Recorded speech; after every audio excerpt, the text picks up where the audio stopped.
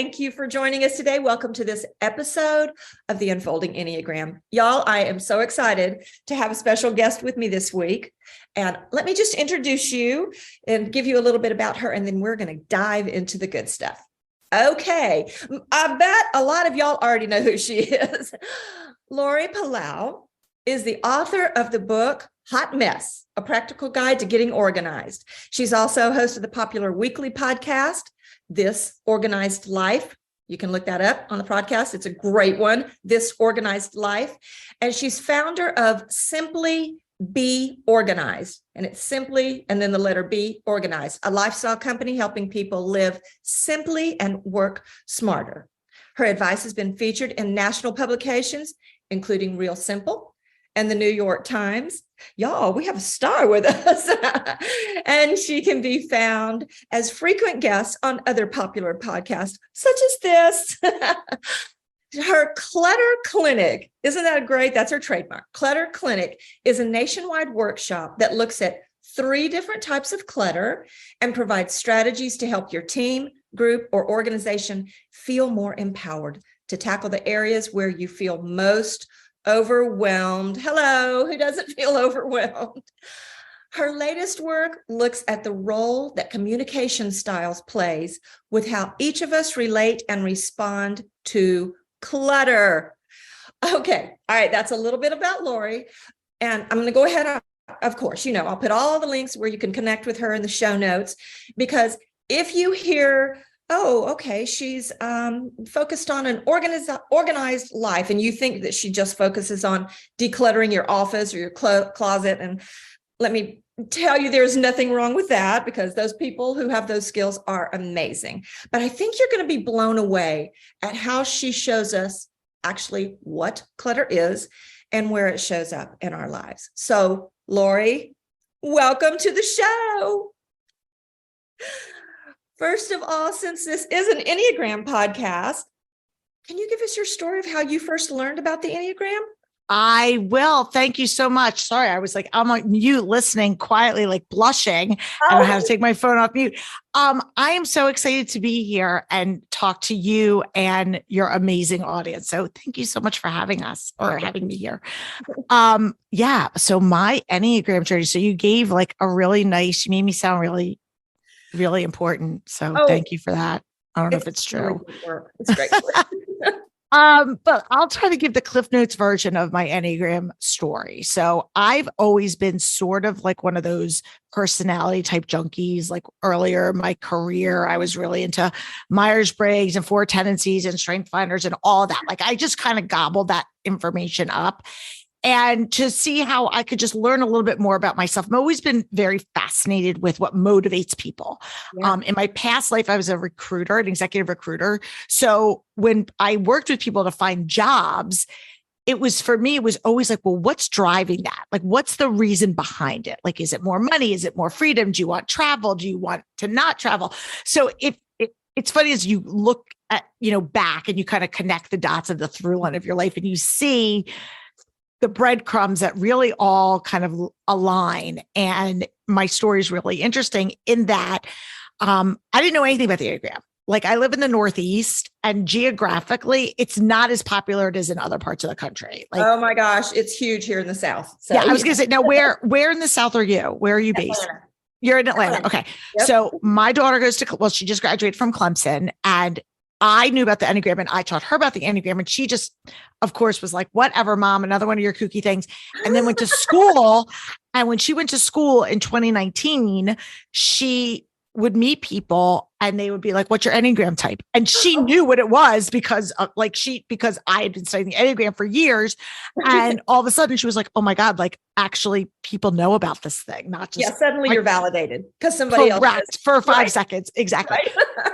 But I just started learning about the Enneagram. I actually think I heard about it on some podcasts that I was listening to, people that I respected and followed. And I was like, oh, what's this Enneagram thing? And it's a personality typology. Let me start digging into it. And very quickly went down this really big rabbit hole of saying, this is different because it has so many layers. I really saw it as this 3-dimensional framework that allowed the fluidity. I don't know if that's really a word, but I make it up all the time, or I use it all the time. Because it's not just like, okay, here's your box and this is what you are. It allowed you to really see how we move through life in different seasons and in different, situations, and we react and respond differently. And like so many people, they read about their type and they're like, oh my God, I totally feel seen. I totally feel heard. And for me, as I was reading on it through the different types, immediately I'm an 8. Spoiler alert, people. And I always say I'm an 8 with an 8 wing. Like I'm such an 8.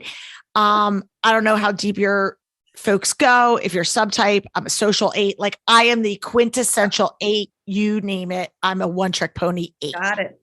Love the energy. Yeah. And when I learned about, and I really, really work hard to lean into a 9 wing. And I think the older I get, the more I practice it, I'm starting to see more 9 in me, but for a long time, it really wasn't. And it was very off-putting to people. And I was shocked to find out how my communication style, direct, some might say aggressive or assertive, was so intimidating for people. And I was like, what are you talking about? Like, I'm passionate. I'm big in the room. Like I've always been a big in the room person, but it's energy. And it doesn't necessarily, like, don't get me wrong. There are times where I can be scary and ragey when I'm not healthy. But in my normal everyday life, like I was like, I'm just excited and passionate. And I was truly shocked to find out how like off-putting it was for people. Like that was a really big wake up moment for myself. I get it. The first time somebody told me I was too positive, or I ever heard the term toxic positivity, I was like, how can there ever be any such a thing? And it was just such a shock that not everybody loved, the fire hosing of the positive, and let's reframe all these situations and find the silver lining in everything.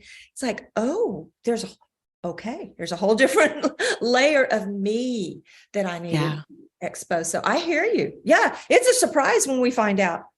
Yeah. I mean, and on the flip side, and I look at how I parented my kids, and listen, I know we're in a, kind of similar season of life. And I know a lot of your listeners are kind of on the back 9 of parenting. A lot of the damage has already been done. Let's be honest, people. But I look at things that I said where I would just say to my daughter, I have 2 daughters who are both in the withdrawing stance, or 4 and a 9. And I would say, like, just stick up for yourself. Just speak your mind. Why are you being a doormat? Where really it was just that conflict aversion. Or my 4, who was such a 4 and is very like, just smile. Life isn't so bad. Just cheer up. Like all of these things that are like totally the opposite of what you should be saying or doing, from, really being able to allow them to feel seen and heard. You just don't know. You don't know what you don't know. And so I was like, I really want to incorporate this framework of trying to figure out how can I incorporate this framework into the work that I do? Because so much, I'd spent well over a decade at this point studying clutter and looking at the impact that clutter has on relationships. The clutter is really so much more about how it makes you feel than just the stuff, right? I could not agree with you more. And sorry, I didn't mean No, go ahead. Say that, because you just brought that up. In every workshop or teaching or anything where I'm talking about the Enneagram, first and foremost, if this does not enhance our relationships on every, bit of the life that we have in our work and our home and our parenting and everything, if it doesn't enhance our relationships, then what is it? Nothing. It's just something else to feed our ego. I love that you're taking this constant issue that we're all surrounded with. You think clutter, and I can't wait for you to expound upon this, but oh my gosh, what it does when you look underneath the layers of clutter and find out how it's messing up your relationships. Absolutely. And it can go on both ends of the spectrum. You have people that are, you have this image that we conjure up of this physical clutter of living around piles of paper and laundry and all the things, but it can go to the other extreme of what I call the clutter control, where people are, riddled with like, I don't want to make a mistake, or it has to be done a certain way. And both of those, like neither one of them is healthy. And so what I talk about, and I guess I'll just here's a good point to just give some context. When I started working with people years ago in homes, because now I don't really do it as much, but when I first started, I was really just in homes trying to help people like simplify their playroom, their kitchen, like very what you would think of a textbook kind of like professional organizer before it was a trendy thing to do. And I quickly learned that there were a lot of common themes that kept replaying with the people. And two in particular were the different types, like kind of buckets of clutter that I talk about that are common. And so I refer to the three main types, and then there's like all these other subsets, but the three main types are physical clutter, which is obvious. That's the stuff that you see: dishes, mail, piles of paper, clothes, all the things. But then that physical clutter usually results from a couple of different variables. It could be a volume issue, like I just have more stuff than space. Right. More often than right, or I just don't have the right system to, store my stuff. But more often than not, the physical clutter is a result of what I call emotional clutter, which is either the guilt or fear that holds you back from letting stuff go. Either that, what if I need it? Oh, yes. Or that sentimental, somebody made this for me, or it cost a lot of money and I feel really bad. Oh, excuse me. Sorry. Right. God bless Sorry you. about that. All of a sudden, sneezing on the truth here, people. Or, this guilt or fear that like someone made this for me, someone gave this to me, I'm going to hurt somebody's feeling if I get rid of this. So all of these emotional things that we work through that will then hold us back from getting rid of the physical stuff. But then the other type of clutter that we talk about a lot is what I call calendar clutter, which is that being overscheduled. I hate using the term time management, but we're talking really about, do you have more things on your calendar than there are time in the day to do it?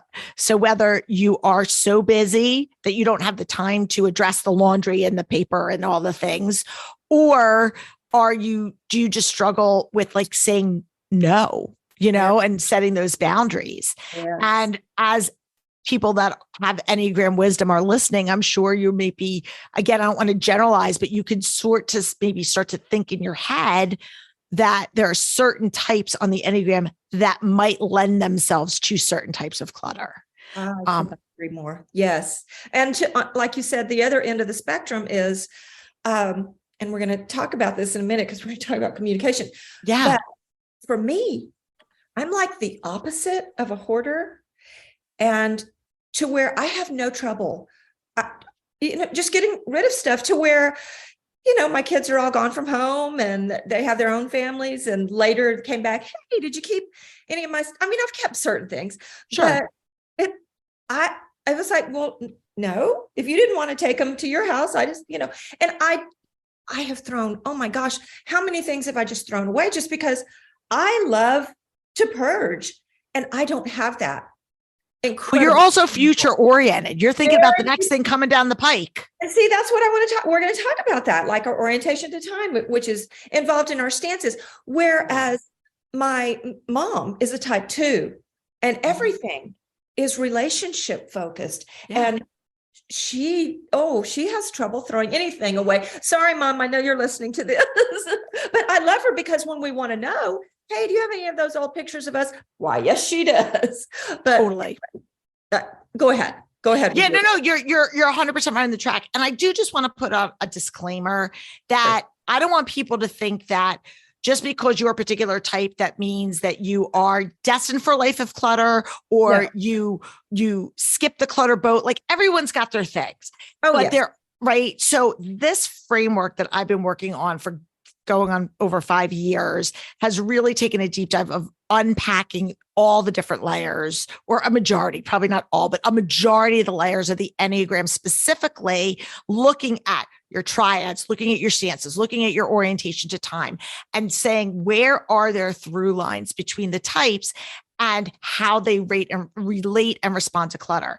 Because it's not just about understanding you struggle with emotional clutter or calendar clutter, but it's what are the strategies that are going to work for you? Because the strategy that's going to work for a type 1 might be very different than the strategies that work for a type 6, even though they might be in the same stance, So it's really looking at kind of the macro big picture, but then also looking at each individual type and saying, what does this tell me about me? And what's the buy-in for myself? Like very early on, before I had any type of like Enneagram language to use, I always said the most important thing that you need to have is that will to want to change, right? It's just you can look at anything in your life. You could look at, you want to get your finances in order. You want to start eating well. You want to lose weight, whatever it is that you want to do, you first have to want to make that change, because if you don't want to make the change, then that's an uphill battle.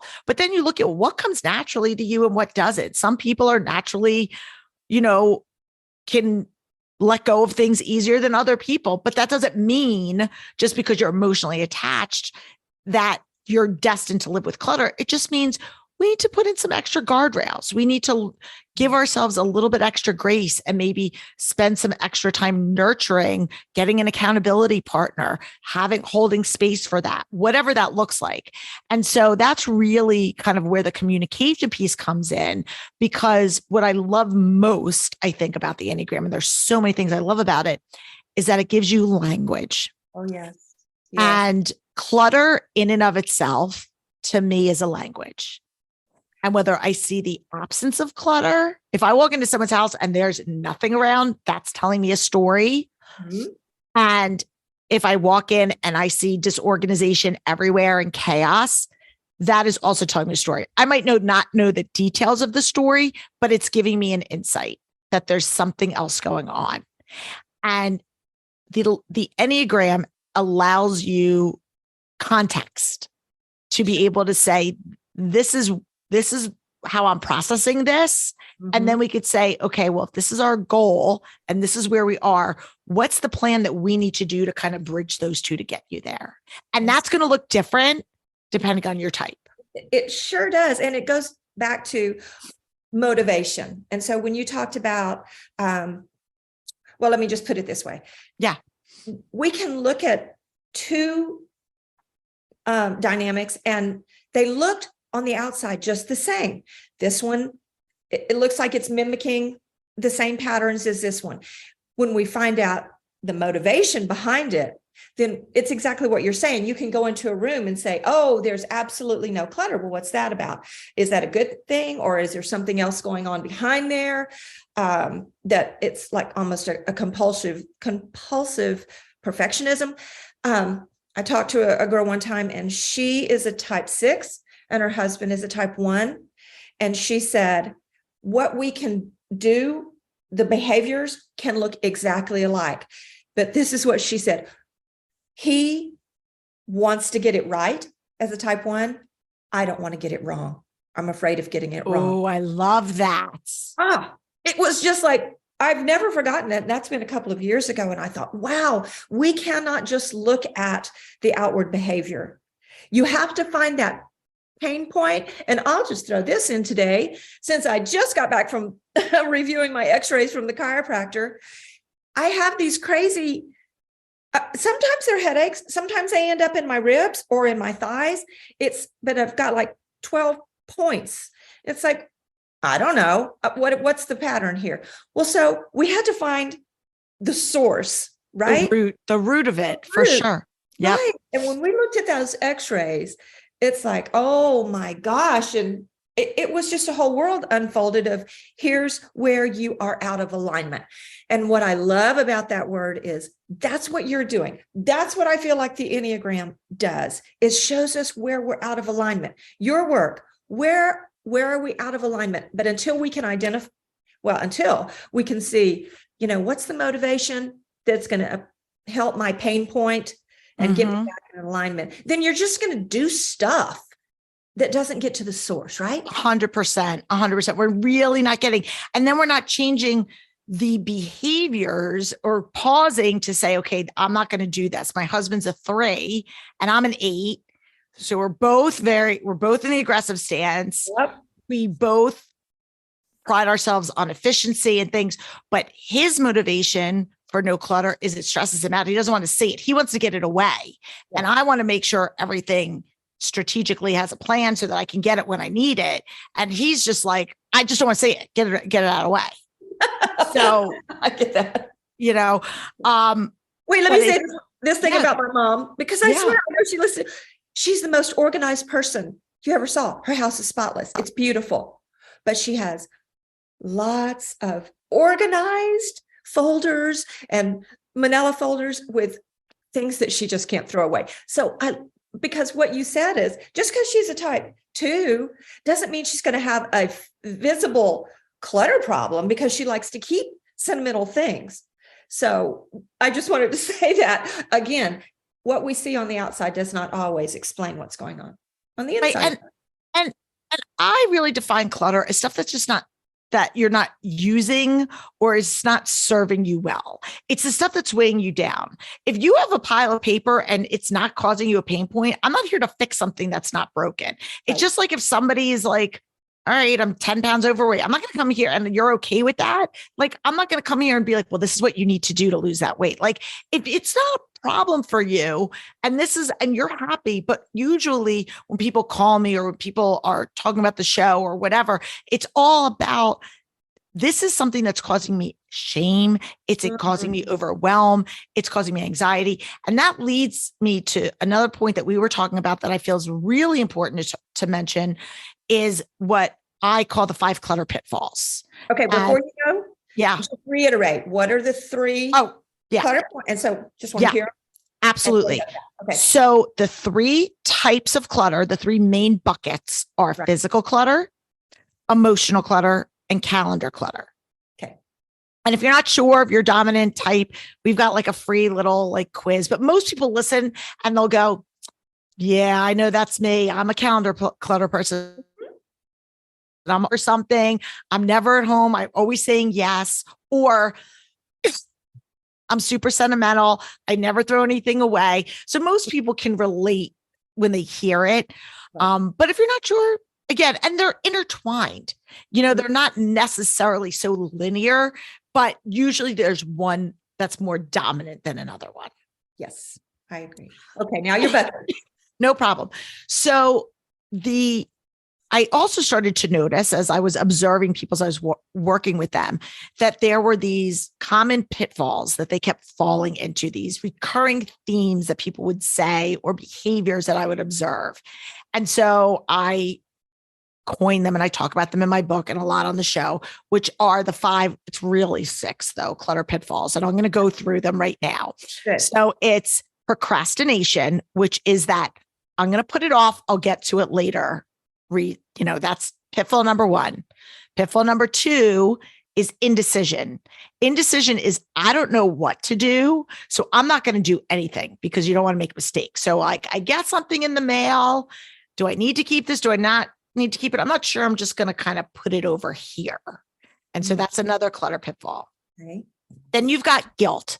And then I've added fear in, guilt/fear, because I feel like those 2 often go hand in hand. You either have guilt, as I was saying earlier, that goes with the emotional clutter of like, my kid made this for me, or I bought these pair of shoes, they kill my feet, but they're really expensive, so I feel bad getting rid of them.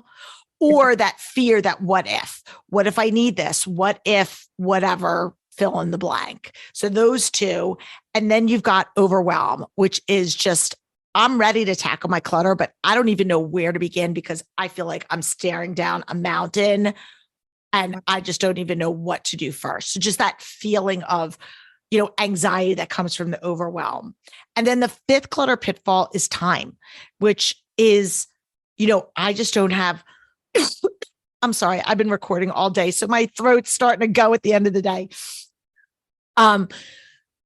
So it's the time that we have to actually sit down and do the work, like put the clothes away, do the dishes, fill in the blank, whatever it is that we're going to do. And so for most of us, we have a shortage of time. And so that's something that a lot of us struggle with.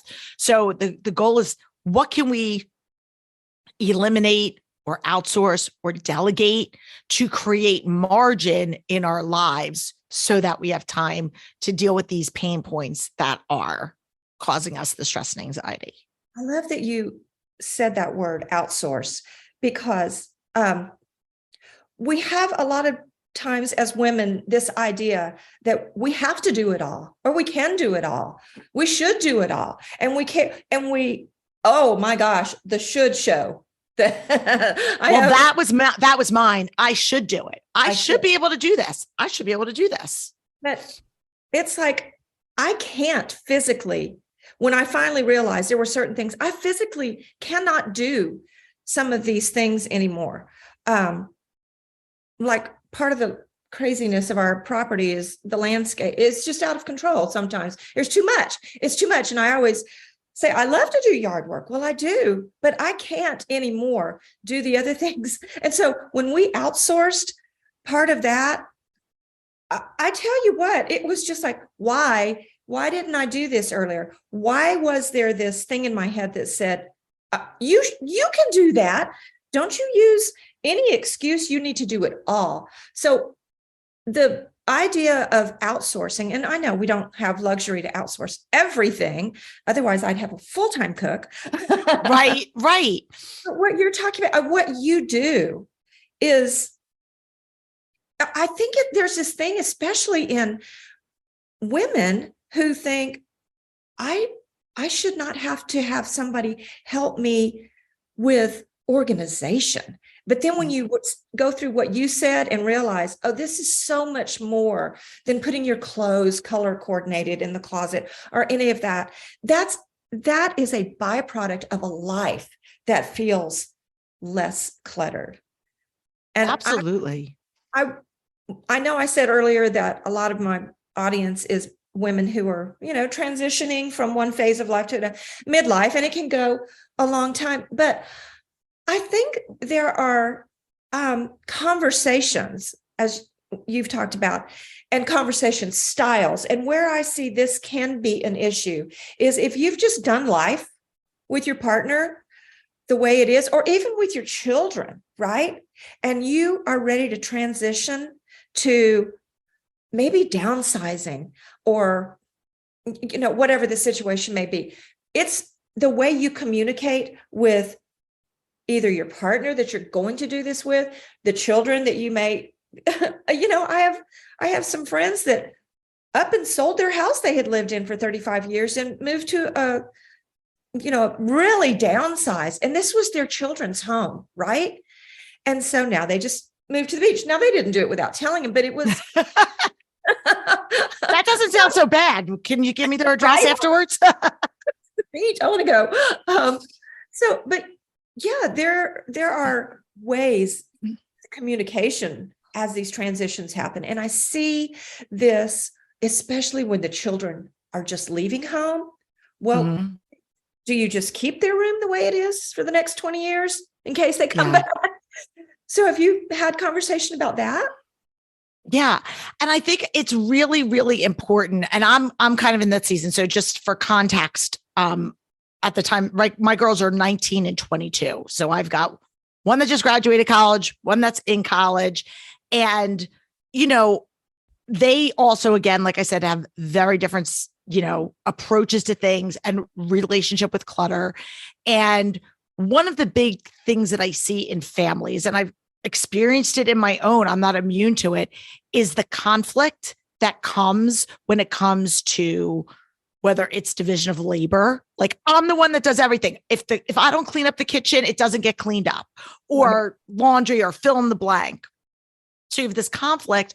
And then also, again, as you said earlier, which, I mean, we could just talk for hours on any number of these topics, but just organization's a learned skill, like anything else. There are some people, and I say this all the time, just like there's some people that are naturally athletically gifted or musically gifted. There's some people that are just like, are able to have this vision of like, oh, I could see the spatial relation of this and what should go and where things should go. Like, that comes naturally to me, but that's a learned skill that for many people, that doesn't come intuitively but it's something that can be taught. it's just a muscle that needs to be worked and practiced, just like somebody, if you're going to be training for a race or learning how to do something or play the guitar or whatever, you can learn it. It just might take you a little bit longer. And sometimes you need a coach or a trainer or somebody to sit with you to guide you through that. And there's no shame in it. And I love, just from my industry perspective, that it's become more mainstream and there is less kind of shame and stigma about, I'm going to hire somebody to help me with this. And even if you can't hire somebody, even if you're like, I don't have it, that's a luxury, I get it. Listen to a podcast, listen to a podcast, get a friend. If you're somebody, again, there's certain types that really just want permission. They want that extra validation. So if you're that person, then just say, hey, I want to do this. Ask a friend if they'll come and like sit with you for an hour or two while you go through a closet or something, a space. So it doesn't have to be, well, if you can't hire a professional organizer, you're doomed. That's not it at all. I think, again, it's about saying, here's where I'm struggling. Here's where my frustration is. And for so many people, the clutter is the end result of all this tension. It's I'm carrying the mental load. I'm in the family. I am doing everything. All of this falls on me. If I don't ask, it doesn't get done. Even when I do ask, it doesn't get done right. I'm air quoting all of these things, right? And so it's all about that communication. And so I can oversimplify it because, again, I go into like each different type of how they communicate, but really I've taken the role of stances and orientation to time as sort of that, and the 3 centers, your thinking, feeling, and doing, which again is really so important because, again, like I said, not everybody in my everyday world knows Enneagram speak. They just don't. And so I don't want to have to necessarily teach them. I mean, I would love to, because I love the Enneagram, but I want to be able to say, hey, listen, if you know that you're someone who is very feeling dominant, you make decisions from your heart. Let's work on bringing in some facts. Let's make facts our friends. And let's look at what is the truth. I know my heart is telling me I should hold on to this, but what are the facts telling me? And so I'll start using language like facts versus feeling versus doing. And by using those specific words without even throwing triad and stance out into the mix, you're still able to get people start to think. And for someone like me, I have to work on bringing up my feelings. And so understanding and having grace for people that take a longer time to process and go through this exercise of decluttering because they have to go down memory lane of the last time they wore this shirt. And as a mother, I would lose patience with my kid who felt the need that she had to like touch it and say goodbye to it. And I was like, you've got to be kidding me. I love that. I love that so much. But you are like the doctor that I went to. You do like an X-ray and see what's going on. When you talk about, if all you knew, and you obviously know a lot about the Enneagram, is which center you're dominant in, right? Totally. Then you just delineated, okay, this is someone from the feeling triad, right? That's where they process life, is in their emotions. Mm-hmm. And so for you to say the phrase, okay, let's look at some facts, make facts your friend. What a sweet way to say that, to, look at the X-ray and go, okay, I don't need to explain as me, the patient today, the doctor was looking at my X-ray and she did explain some things to me, but she went to school for all these years. She's not going to, take everything and apart and say, well, this C and 5 and all these things. It's like, here's where the problem is. And here's what we need to do to get you back to alignment. And you are you're the X-ray. That's it. I'm a fake doctor, people. I tell them all the time. No, but what I want to do is also not minimize your feelings, especially for people that are in well, and it goes for both the head and the feeling. Like, I don't want to negate your feeling. You don't really need that. Like, even on a practical level, if you don't, you feel how you feel. And so it's very easy for somebody who's a direct communicator like myself to easily say, listen, practically speaking, you don't need that. You really don't. But somebody who has an emotional attachment to it is going to feel unseen, unheard. And that me trying to make that decision for them is going to make them white knuckle this. Oh, and it's yeah. going to make them harder to be able to feel empowered to continue on their own. And so that's when the feelings of guilt and shame come up. And then they start to like feel bad about their decisions and not trust themselves. My goal is to empower people to say, oh, I'm using these tools so that I can catch myself the next time I'm starting to feel like, okay, I'm like in my feelings. What do I need to do? My 4 daughter, here's a perfect example. She knows she doesn't have the depth of Enneagram knowledge, but she knows about the Enneagram. She knows she's a 4, and she's like she's aware that feelings are a big thing for her. And when she's ready to declutter, so she likes to collect things and she thinks everything has feelings. And as she's gotten older, she's been able to separate that more, but that's her default. And so she'll say to me, Mom, tell me realistically, how many shirts do I really need to have in like my closet right now? And so, just lost you for a second. Are you there? You're there? Okay.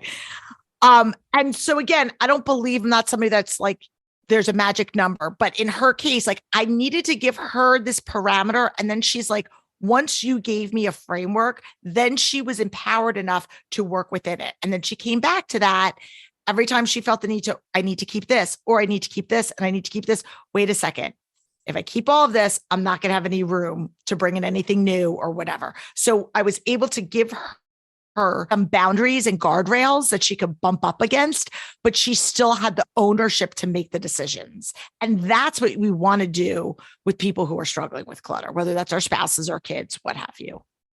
Oh my gosh. And if nothing else, if they can't afford to hire a professional, get the book, Hot Mess, right? Start with Yes, absolutely. Yes, absolutely. But I think first of all, is to say, I need help, right? When something, I call it unworkable, when we just keep doing something and we keep doing something and something happens where the relationship is fractured, the house, whatever it is, it's unworkable. You have to acknowledge, I need help, right? Mm-hmm. Drop the shame game that says, I'm this old or whatever it is. I should be able to figure this out. I love that we have these communities of not just women, of course, men too. I work with, women mostly, but that we have found that if we support each other, if we drop the attachment to an identity that says this is what everybody expects me to be, or what the burden I've put upon myself that I don't know how to say no. All I have is calendar clutter because it makes me feel like I'm worthwhile because look, I have a full calendar. I'm so busy. Look at how busy I am. Right. And like there's a first place trophy for being the busiest, but we get these messages through our lives. And I do love, like after the Oscars, hashtag, not past my prime. Yeah. It was before that, but recognizing, no, I still have something to contribute, whatever my age is. And that's why I love working with midlife and beyond, is because we're really coming into this acceptance of who we are and dropping the false identity that says you have to be this, you have to be this. But even beyond that is the communities of women who said, hey, you know what? I know someone who's so good at this, and check her out, without there being any shame attached to that. Yeah. And I think, because I'm in this season of life, and I think about how for so many years I was on the go from morning until night, whether I was driving my kids to school or activities or volunteering. And I still do a ton of volunteer work and I love it. But my mornings in particular are like my coveted time. And I wake up, and because I don't have to necessarily rush out the door, I try to start my calendar, my day, like at the later end of the morning, so that in the morning I can read and do a devotional and have my coffee and just have that like planning time or whatever I want in the day, catch up with a girlfriend on the phone before I kind of move into work mode. And 10 years ago, Laurie would have been like, who do you think you are reading a book at 8 o'clock in the morning? And now I'm like embracing that because I have carved out my life in this particular season so that I'm able to have it be a both and. I'm able to do the things that are important to me that need to get done and still have margin for myself. And I think, excuse me, for so many women, we carry this false narrative. And again, this is like speaking from personal experience, where you feel like if you do anything for yourself, go out with a friend, exercise, take some time to read a book or just whatever, that's being selfish or you're not being productive. And sometimes the most productive thing that we can do is just take that pause. Oh, there you go. Yes. We lived with this wasting time, well, if you're just sitting there reading a book, you could be doing this, this, and this. And I think a lot of this happens as we mature, as we look at, like, you are just, my gosh, you're so good at tearing back the layers like on an onion or whatever and saying, no, this is not wasting.